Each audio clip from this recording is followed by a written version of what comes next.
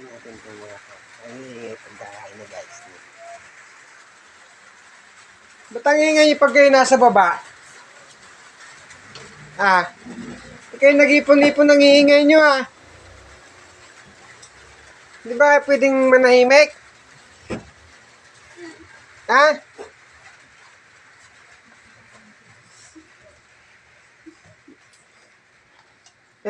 Kaya pala maingay kayo kakain Guys, ang ulam namin is kaya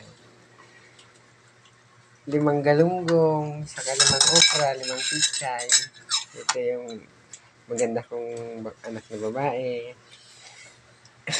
Ba't kayo nagtatago? Pati yung nanay ba to? Guys, kain kayo. Masarap ang ulam. Durog na isda. Ay, yeah. Shout out dyan. Tago.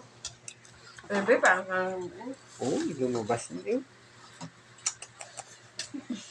Guys, kakain muna kami guys